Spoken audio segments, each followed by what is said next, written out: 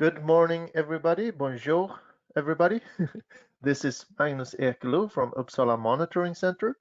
As you can hear, I do not speak French. I do not even understand French, but I'm lucky to have my great colleague Huda Sefiani from the Moroccan Pharmacovigilance Center with me. So I leave the floor to you, Huda. Thank you, Magnus. Bonjour tout le monde. J'espère que tout le monde est là et qu'on peut commencer le webinaire. En fait, le but de ce webinaire, c'est de vous montrer, on avait déjà fait un pour vous montrer comment se connecter pour les gens qui n'avaient pas accès au nouveau Vigiflow. Et celui-là, c'est pour voir comment on peut, à partir du Vigiflow que vous avez, à partir du compte que vous avez au niveau national, votre administrateur au niveau du pays peut rajouter ou retirer des utilisateurs de Vigiflow. Donc, on va voir étape par étape comment on peut faire ces actions-là.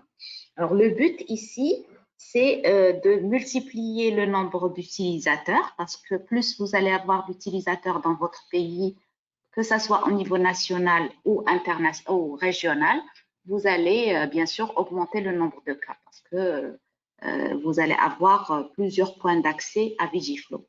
Ce qu'il faut savoir, c'est que quand vous créez des comptes nationaux, c'est-à-dire au niveau national, ce sont des comptes qui peuvent envoyer les cas directement à Vigibase, mais quand vous créez des comptes régionaux, les comptes régionaux, ils peuvent avoir accès à la base de données pour envoyer les cas au centre national. Donc, si vous créez des comptes au niveau régional, il ne faut pas s'inquiéter, ils ne pourront jamais envoyer directement avant la validation au niveau national des cas. Donc, l'administrateur au niveau du centre national, quand il rentre, il a la page qui est comme ça. Donc, par rapport aux autres qui ne sont pas administrateurs, il n'a pas ce point qui s'appelle, ils n'ont pas ce point qui s'appelle gérer les comptes. Donc, seul l'administrateur qui a cette fonctionnalité qui est donnée par l'UMC, qui peut gérer les comptes. Ce qu'il faut savoir, c'est que dans un pays, ce qui est recommandé, c'est de ne pas avoir beaucoup d'administrateurs. Il faut limiter le nombre d'accès, sinon ça va créer le chaos si chacun rentre les utilisateurs comme il veut. Et au niveau national, ce qui est recommandé, c'est avoir un administrateur quand le nombre d'utilisateurs est faible. Sinon, quand vous passez un nombre d'utilisateurs qui est très important et qui n'est pas gérable par un seul administrateur, vous pouvez choisir d'augmenter le nombre d'administrateurs. Donc ici, il y a la partie comment gérer les comptes et vous pouvez en rentrant, vous pouvez voir qu'il y a une hiérarchie des organisations. Donc soit vous êtes au niveau d'un centre national de pharmacovigilance, soit vous êtes au niveau d'un centre régional de pharmacovigilance. Et vous pouvez nommer centre régional numéro 1, ou bien par région de ville, ou bien par hôpital, etc. Et donc, vous pouvez avoir à chaque niveau de hiérarchie au niveau de Vigiflow, vous pouvez rajouter un utilisateur. Ici, par exemple, je rentre dans le centre national de pharmacovigilance. Ici, on peut donner l'accès qui peut voir la base de données ou modifier la base de données. Donc ici, si vous voyez le nombre, c'est le centre national le nom, c'est le centre national de pharmacovigilance. Et ce centre national, tous les utilisateurs à ce niveau, ils peuvent voir ou modifier la base de données nationale. Donc, et après, vous commencez à créer. Donc, vous créez le nom d'utilisateur numéro 1. Et vous décidez est-ce que vous allez le mettre comme administrateur ou pas. Donc, c'est très simple pour rajouter un nouveau utilisateur. Vous cliquez ici et vous rentrez son nom et son email. Et l'email.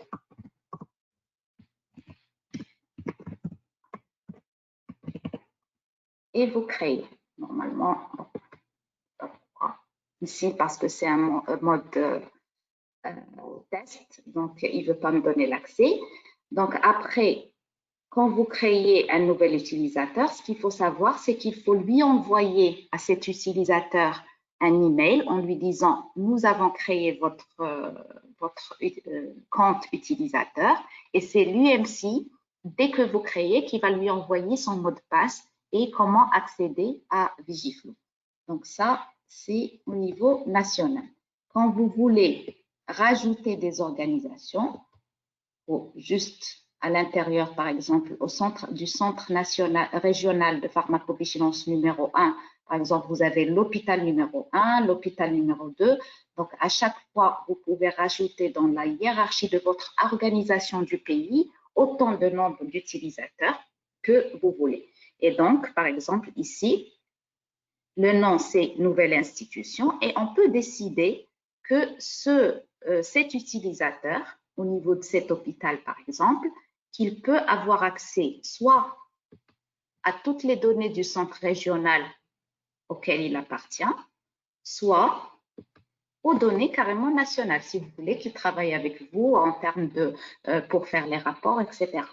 Mais ce qui est recommandé, c'est que chacun, il a accès à son niveau d'information, c'est-à-dire tous les hôpitaux dans une région, ils peuvent avoir accès aux données de la région, mais ce n'est pas la peine de leur donner l'accès au niveau national. Donc après, vous pouvez créer un utilisateur et rajouter le nom, l'email et exactement par la même procédure, vous pouvez leur envoyer un email en disant voilà votre email qui est utilisé pour la création et ils vont recevoir après de l'UMC un email de confirmation avec le mot de passe. Donc, je crois que c'est… Alors, ce qui est… pour avoir l'accès à Vigilize, vous savez que les comptes Vigiflow, dans le nouveau Vigiflow, dans un centre national, vous pouvez switcher de Vigiflow à Vigilize, juste en cliquant ici sur Vigilize. Mais si vous voulez donner cet accès à certains utilisateurs, il faut envoyer une demande à l'UMC pour avoir accès pour vos utilisateurs, pour qu'ils aient accès à Vigilize. Je crois que là, j'ai fait le tour de la question.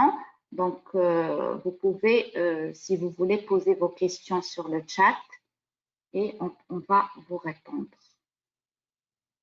Magnus, do you think that I presented all the information they need, or? Yes, I think so.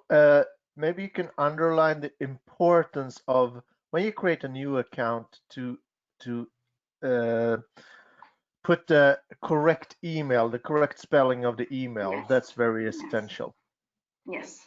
Donc, il faut faire très attention à l'email quand vous créez vos comptes utilisateurs. Il faut vraiment pas se tromper sur l'email parce que une fois le compte il est créé avec cet email et donc il est très difficile si vous dans l'écriture il y a un problème de l'email, la personne ne va jamais recevoir son compte d'accès. Alors aussi, ce que je voulais rajouter, c'est qu'aujourd'hui, ce qu'on va vous demander comme accès nationaux, c'est si possible, on va vous envoyer des emails par rapport, comme vous savez, le Maroc, il a organisé le cours francophone interpays cette année en ligne. Donc, il y a plusieurs participants qui viennent de vos différents pays. Et à ces participants, on leur a demandé de faire un travail pendant les 2 mois-là, entre les 2 modules, module 1 et module 2. On va leur envoyer pour faire pour rajouter des cas sur Vigiflow, pour collecter des cas réels et les envoyer à votre base de données nationale respective pour chaque pays. Donc, ce qui est intéressant, ce qui serait intéressant pour ces participants, pour les inclure dans le système, c'est de leur créer des comptes utilisateurs. Le but de ce webinaire, c'est de leur donner l'accès à leur base de données nationale pour qu'ils puissent mettre en exercice ce qu'ils ont vu dans la formation. Si vous voyez après, alors comme je vous ai montré ici, si vous voyez après que c'est des gens qui ne sont pas très actifs au niveau régional, qui ne collectent pas d'informations, qui ne vous envoient pas les cas, vous pouvez supprimer à n'importe quel moment ces comptes utilisateurs. Donc, ne vous inquiétez pas, si vous rajoutez quelqu'un, il n'est pas nécessaire de le garder à vie. C'est-à-dire que vous pouvez supprimer à n'importe quel moment les utilisateurs à qui vous avez donné accès. Si la personne ne travaille plus avec vous, si elle quitte le système, etc. D'accord? Donc, est-ce que vous avez des questions?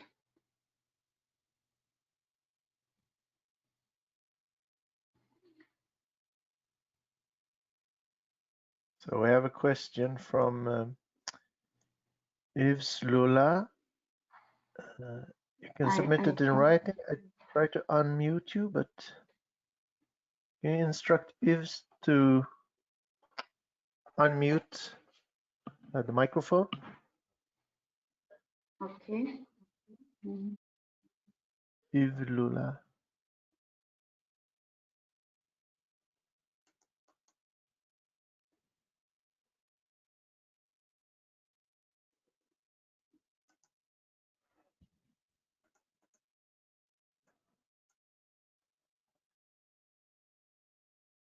And we have a question from.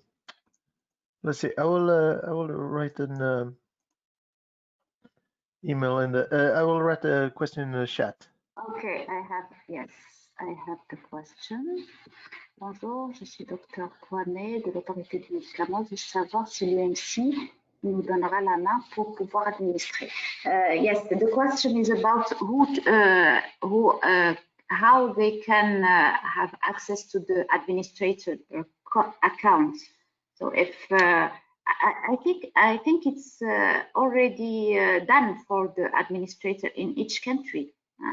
Yes, it should be done with some exceptions. So Côte d'Ivoire is one exception. So I think we should solve this in email afterwards for Côte d'Ivoire. But for the others, they should already have one administrator. Ok, donc tous les pays normalement ont un administrateur, donc qui est celui qui a créé les premiers comptes. Mais pour certains, ça va être réglé par email. Donc, vous pouvez envoyer un email à l'UMC pour demander à être administrateur si c'est vous.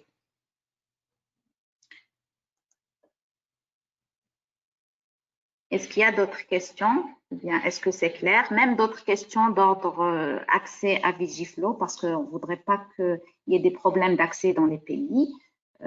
Alors, ce qui est important à mentionner, c'est que par rapport, vous pouvez rajouter le nombre d'utilisateurs. Quand ça ne dépasse pas un certain nombre très important, on n'est pas de l'ordre des centaines, ça ne change pas le paiement par rapport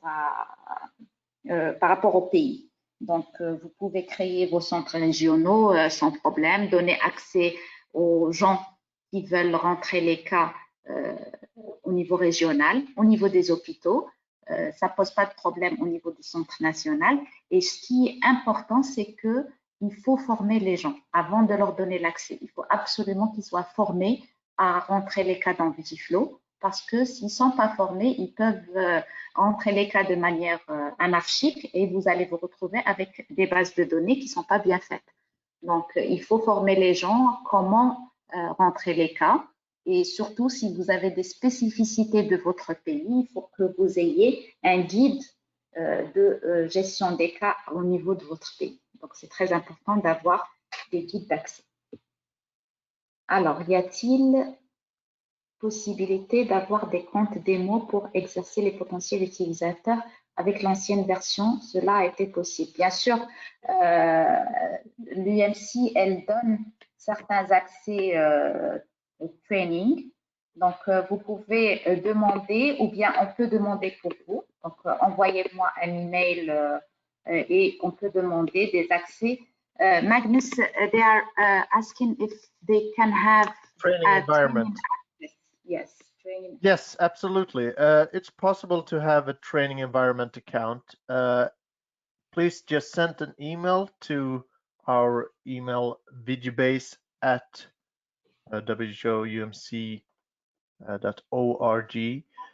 and we'll give you access to that. And in this specific case, I will make sure that you have access. Okay.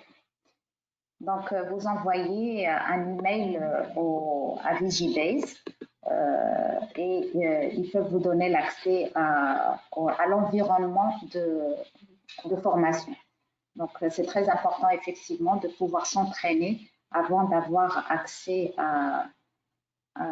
au vrai Vigiflow.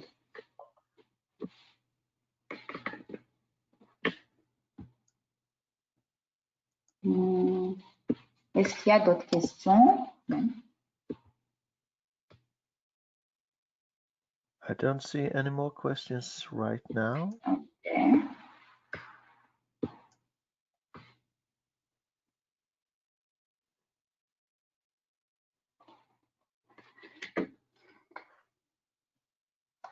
And you have mentioned that they can contact UMC to add new users to Visualize as well. Yes, Yeah. I mentioned that. So, donc, ce qu'il faut comprendre, c'est que quand vous avez créé un compte et que, par exemple, vous avez donné l'accès à la base de données nationale, ce qui est important, c'est que vous ayez en tête que cette personne, si elle a l'accès à la base de données nationale, elle peut à n'importe quel moment extraire vos données nationales en les sortant par PDF ou bien par Excel. Donc, elles peuvent faire les rapports soit au niveau national. Si vous donnez ou au niveau régional, si bien sûr vous lui donnez l'accès qu'au niveau régional.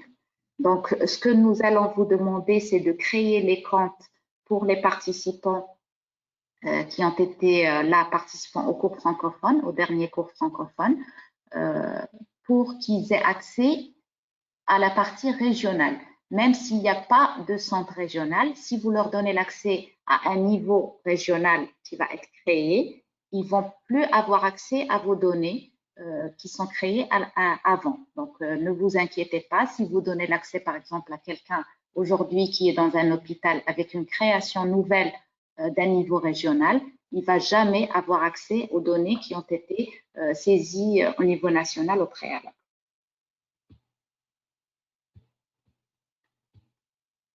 I think it's okay, Magnus. Yeah, very good.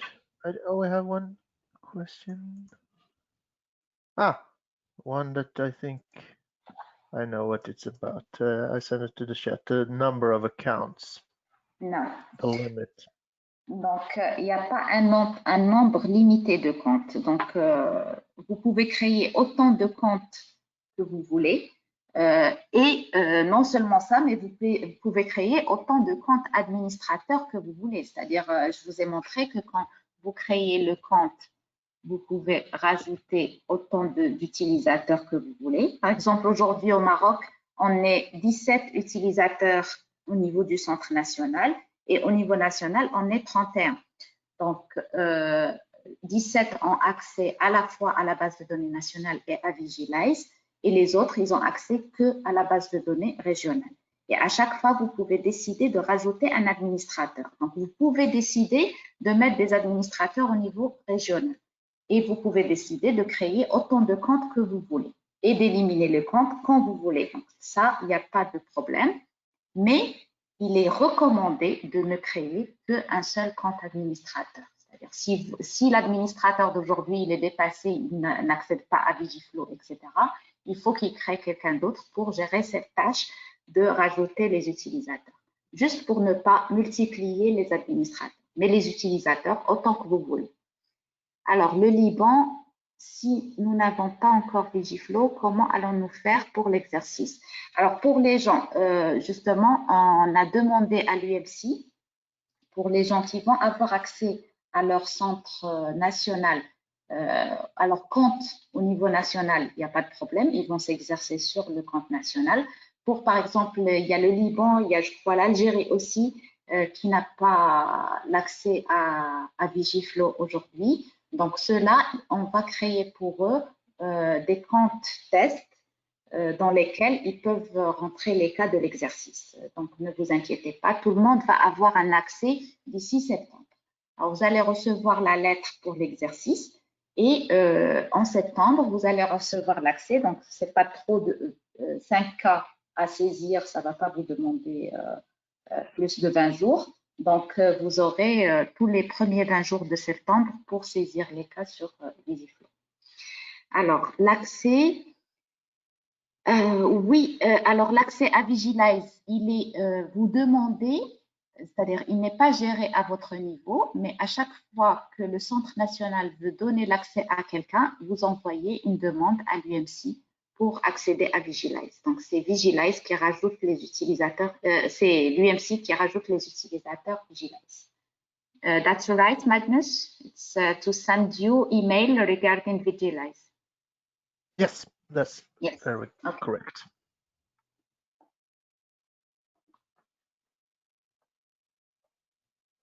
So now there seems to be no more questions. Mm-hmm.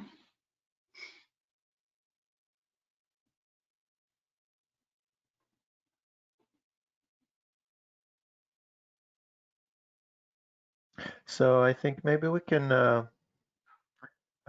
end the webinar. We maybe can stay on for another few minutes if there are any questions. Yeah. Well, there's one more question. Hang on, I'll put it in the chat. Alors, je veux juste mentionner que que sur le site de l'UMC, vous avez accès à tous les PowerPoint de formation. Donc, n'hésitez pas à aller sur, ils sont disponibles en français aussi. Il y a pour se former sur comment rentrer les cas, comment gérer les comptes, etc. Tout est accessible sur le site de l'UMC.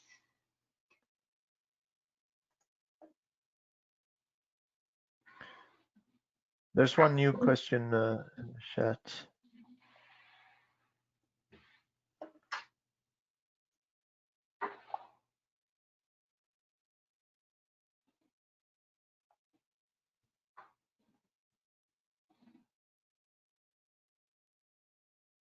Huda, I think there's one more question about. I cannot really make it out. Yes, about the address email to send.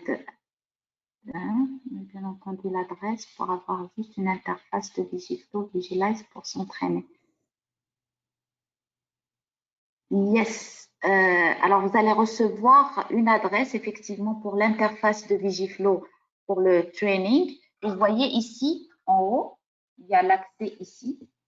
Il y a l'environnement de training. Normalement, c'est toujours quelque chose comme ça. C'est visiflowtraining.who-umc. Mais vous allez recevoir les accès pour accéder à cet environnement de formation.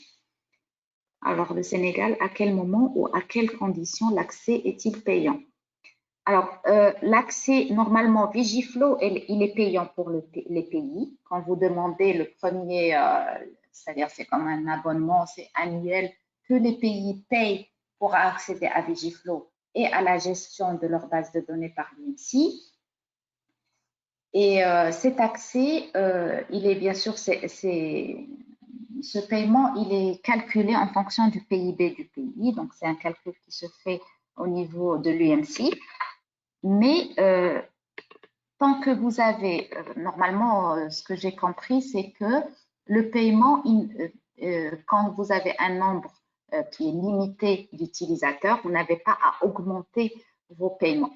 Donc, c'est pour les pays qui ont des utilisateurs qui dépassent les 300 utilisateurs. Et je ne crois pas que ça va être la situation de nos pays, mais je crois que c'est pour, par exemple, les pays comme les pays européens où ils ont un nombre illimité d'utilisateurs. Ça va, le paiement, il augmente en fonction du nombre d'utilisateurs. Mais c'est à partir de 100, même plus. Mais je peux vous dire qu'aujourd'hui, nous, au Maroc, avec presque moins de cinquantaine d'utilisateurs, ça ne change pas du tout le paiement au niveau national. Alors, le Liban, could we know a little more about the difference between the utility? Yes, level of access to info. Alors, l'utilisateur, qu'il soit administrateur ou pas, l'accès à l'information quand on est au niveau national est le même. La seule différence, c'est l'accès à cette histoire d'administration du compte. Donc, quand on est administrateur, on a accès, on peut rajouter des utilisateurs. Quand on n'est pas, on ne peut pas. Mais sinon, l'accès à l'information par rapport à la base de données, il est le même pour tous les utilisateurs du niveau national. Il est le même pour tous les utilisateurs au niveau régional. Que ce soit un administrateur ou pas, il a accès à au même niveau d'accès, il a accès à la même base de données. J'espère que c'est clair. Alors, une autre question. Pouvons-nous modifier le nom de l'institution? Les comptes au niveau du pays. Exemple en Côte d'Ivoire, DPMI qui est reconnu dans la base de l'IMSI a remplacé. Ah, yes. Magnus, for the Côte d'Ivoire, they are asking if it's possible to change the name of the institution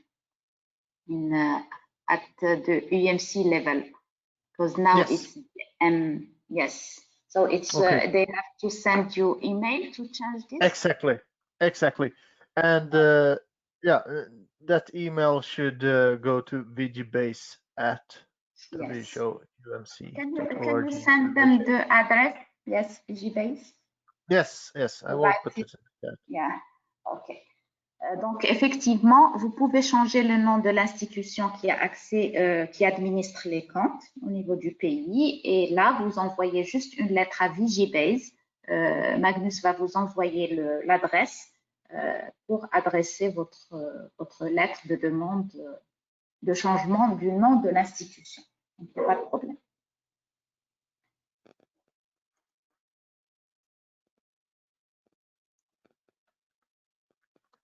Okay. One question from Algeria.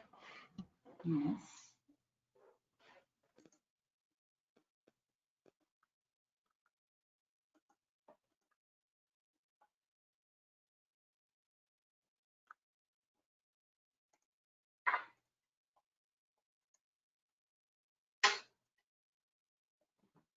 Did you get the question from Algeria, Huda? Not yet. Ah, yes. Okay. Algeria, yes. Nous recevons des déclarations des laboratoires pharmaceutiques, qu'ils soient nationaux ou internationaux, peuvent-ils utiliser cette base? Il y a une base spécifique.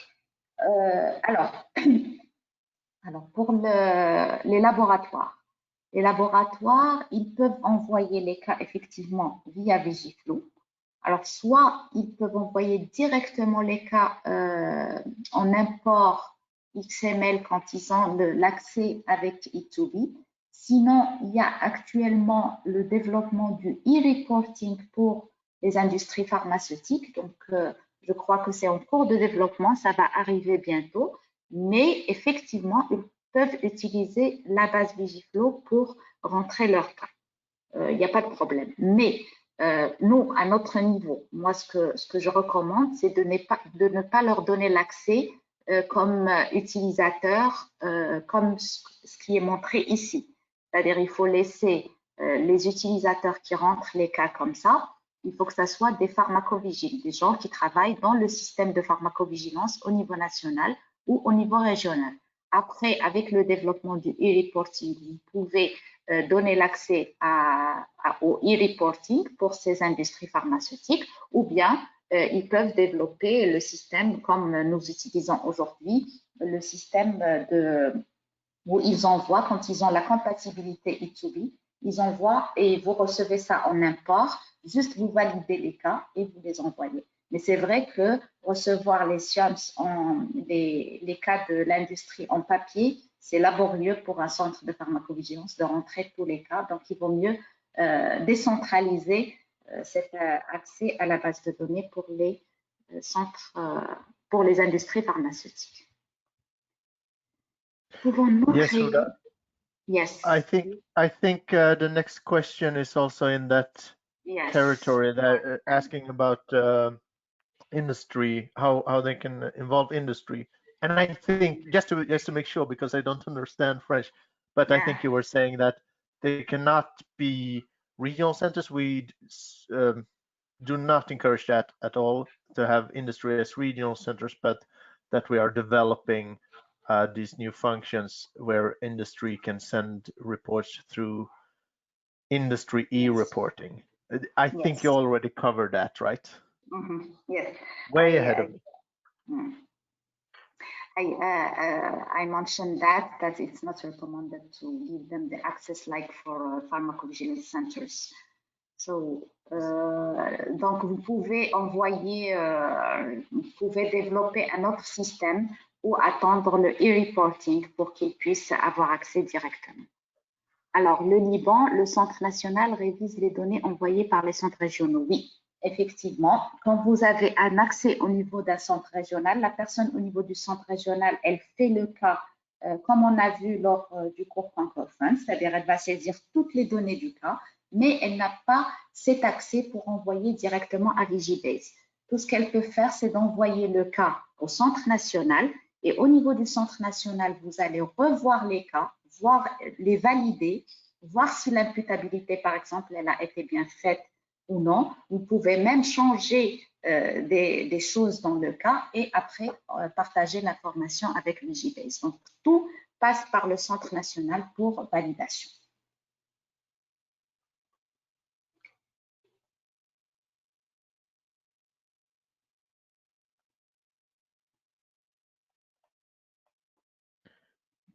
Oui. There is another question? No? No, not at the moment. Now we got one. Open it.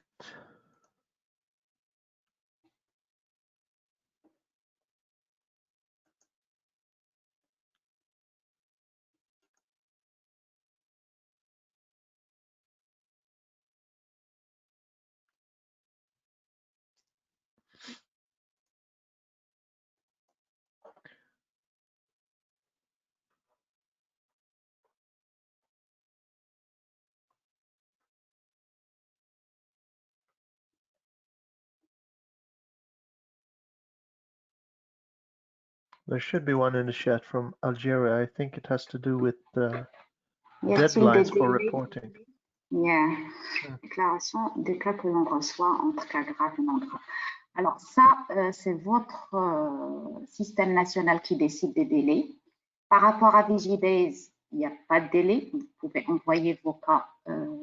C'est-à-dire, bien sûr, ça va dépendre du nombre de personnes que vous avez qui travaillent sur les cas, parce que ces délais cas non graves et graves, ce n'est pas par rapport à la base de données, mais c'est par rapport à la gestion des cas au niveau de votre pays. Effectivement, le notificateur, il attend quand il s'agit d'un cas grave, il attend que ça soit répondu dans les heures qui suivent la déclaration.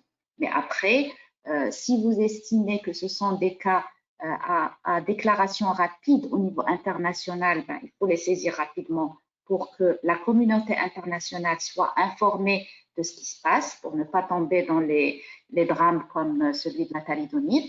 Mais s'il s'agit des cas, par exemple, ça peut attendre une semaine, le temps en fonction de votre staff.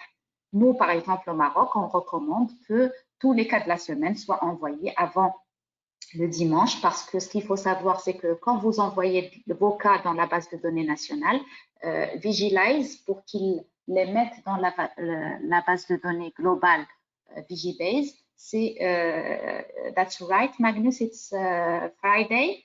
No, it's Sunday. Which day? Every Sunday. Okay. Donc, c'est effectivement les dimanches, il y a un passage des données vers Vigibase. Donc, si vous voulez que vos cas soient visibles au niveau international rapidement, envoyez-les au fur et à mesure. Ceci dit, rien ne vous empêche d'envoyer vos anciens cas. Donc, Vigibase, il va accepter les cas, changer les dates pour que ça soit conforme à votre base de données nationale, mais essayez d'envoyer tous vos cas, même vos anciens cas, par exemple pour les pays qui vont avoir accès à Vigiflow bientôt, pour l'Algérie, pour le Liban, il faut qu'ils envoient même leurs anciens cas pour assainir leur base de données et pour après pouvoir détecter les signaux, etc., même sur les anciens cas qui sont stockés chez eux. OK.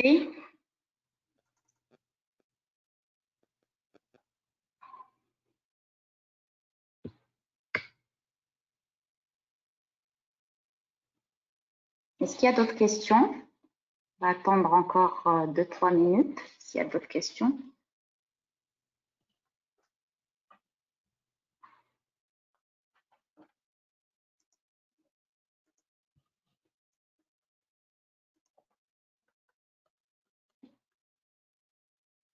Les anciens cas, combien d'années de retard? 1 an ou 2? Non, même plus. Un Magnus, ils peuvent envoyer, they can send also their All cases. all cases. Yes, yes. Yes. There's no rules for how old the data can be, but Okay. preferably we like recent reports, but absolutely it's interesting with old reports too. Yeah. Donc, juste pour savoir, pour vous mettre dans la situation réelle, c'est-à-dire le jour, nous, au Maroc, on a commencé à envoyer les cas via Vigiflow, on est revenu en rétrospective sur tous nos cas, qui étaient bien sûr de qualité suffisante pour être envoyés à Vigibase, et on a rentré tous nos cas rétrospectivement en changeant juste les dates. Donc, faites attention, changez les dates. Si un cas est arrivé en 2000, mettez 2000. Comme ça, quand vous allez extraire vos cas de Vigiflow, pas de Vigibase, parce que Vigibase, il va vous mettre la date où le cas est envoyé vers Vigibase, mais par contre, vous allez avoir de Vigiflow votre base de données en fonction des années de réception. Lors de l'installation, nous pouvons envoyer tous les anciens cas. Oui, oui, vous pouvez envoyer tous vos anciens cas. Ça va être laborieux si vous avez énormément de cas. Moi, ce que je vous suggère, c'est de mettre des comptes. Par exemple, au Maroc, nous avons des comptes, ce qu'on appelle les comptes stagiaires, et on a des externes qui viennent des hôpitaux et qui peuvent rentrer les cas de Vigiflow, les cas anciens, c'est ce qu'on fait généralement, et après, on valide après eux pour envoyer à Vigibase. Donc, essayez de voir cette possibilité de créer les cas, les comptes pour les stagiaires. Alors, Côte d'Ivoire, pas d'autres questions. Juste demander à Magnus de ne pas oublier de m'envoyer le mail pour me permettre de gérer les comptes. Yes, Magnus. I will not forget. I will not forget. Okay. Perfect. There's one last comment from Lebanon, I think. Une centaine de cas. Si vous avez une centaine de cas, c'est gérable. Faites un planning pour rentrer vos cas. Mais c'est gérable, c'est-à-dire, mais il faut bien sûr que vos cas soient de qualité, que ça contienne toutes les informations nécessaires pour la base de données, ça veut dire le déclarant, le produit, le médicament, les informations sur les dates d'arrêt de début, etc. Et l'effet indésirable, et bien sûr, donc les 4 rubriques de la notification, ils doivent être mentionnés dans vos cas, même en rétrospective. Voilà.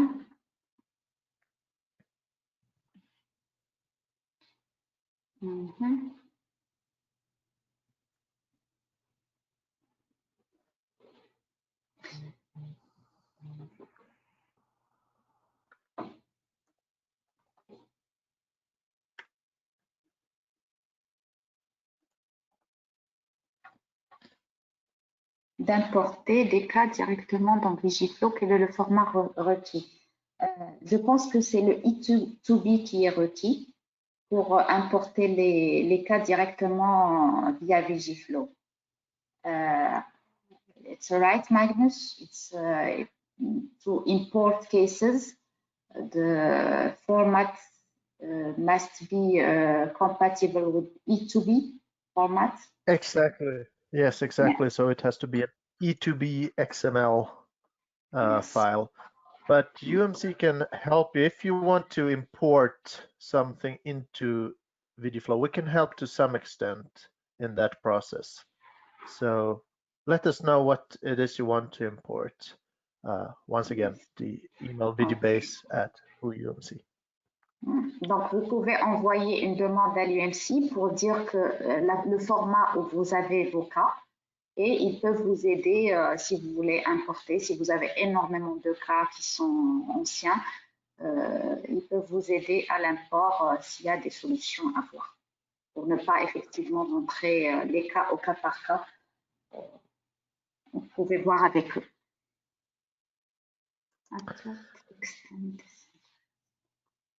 Yeah, then there's a question from Lebanon Yeah. about to what extent they can exchange information with companies. I think maybe we can address this after the webinar. Do you have any comments on that, Uda?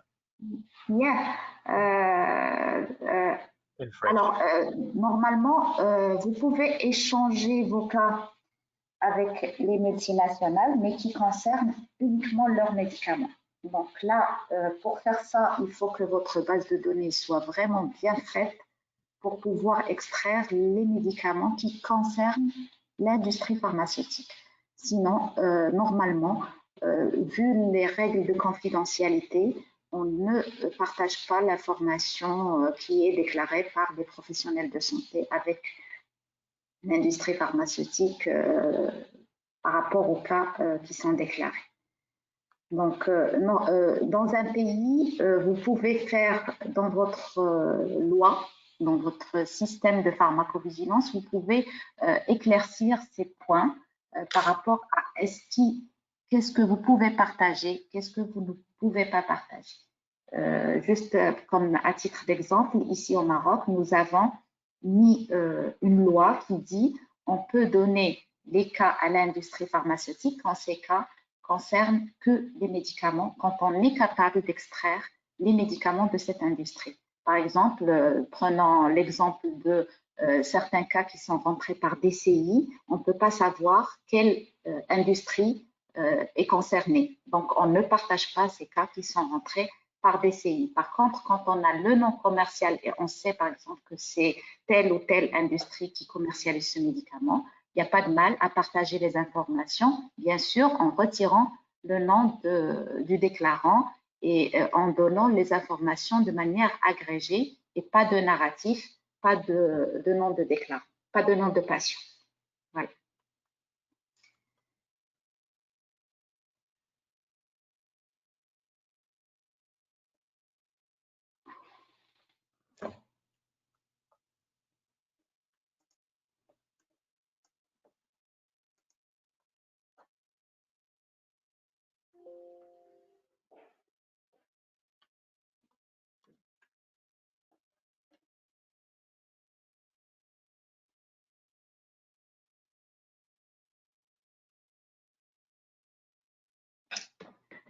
Est-ce que c'est vous partagez votre réglementation? Oui, alors oui, on peut partager avec vous notre texte de loi.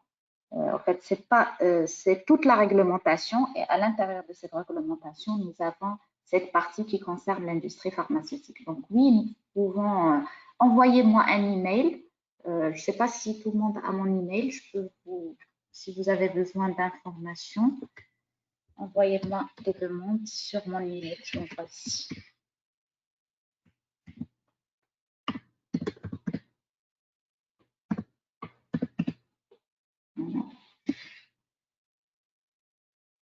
Donc, envoyez-moi un email et je vous enverrai le texte de loi marocain qui détaille tout par rapport à la pharmacovigilance dans le pays.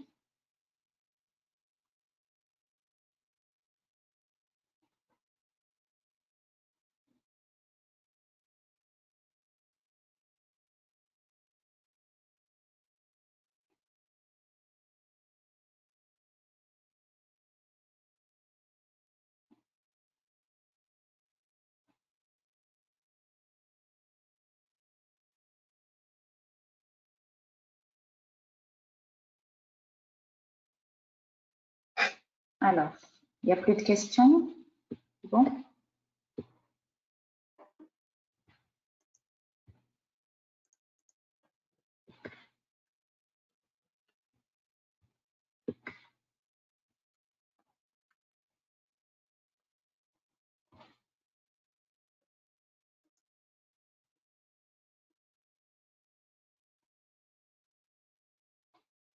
Alors juste s'il n'y a plus de questions, avant de finir, ce que je voudrais vous dire, c'est que quand vous créez les comptes au niveau des centres régionaux, des centres nationaux, des hôpitaux, etc., après, donc vos rapports au niveau national, vous pouvez avoir bien sûr toute la hiérarchie que vous avez fait au niveau de votre Vigiflow. Donc, quand vous allez extraire vos rapports, vous pouvez séparer les cas en fonction de quel centre régional vous a déclaré tel ou tel cas. Donc, ça facilite énormément les rapports au niveau national. Et c'est très important pour tout ce que vous avez comme feedback à faire au niveau de votre ministère, etc., par rapport au cas reçu. Donc, après, vous pouvez faire les rapports par région, par hôpital, etc.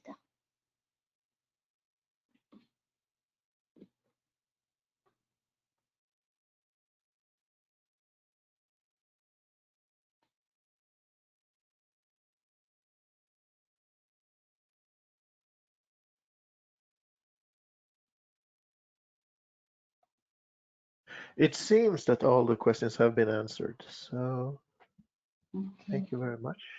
Of course, Huda. Thank you. Perfect. Donc, si vous avez n'importe quelle question, vous l'envoyez sur Vigibase, vous m'envoyez vos questions. Vous pouvez envoyer sur Vigibase vos demandes, même en français. Ils peuvent gérer le français. Donc, il n'y a pas de problème. Donc, n'hésitez pas à envoyer vos questions, vos demandes, et ils vont être gérés.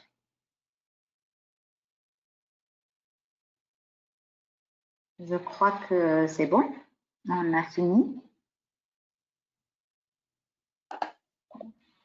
C'est bon indeed. Okay. Okay. So we'll end the webinar, I guess. And OK. Donc, merci à tous pour la participation à ces webinaires. J'espère que la collaboration va commencer et que les cas vont augmenter venant des pays francophones. Voilà. oui. Thank you. Thank you.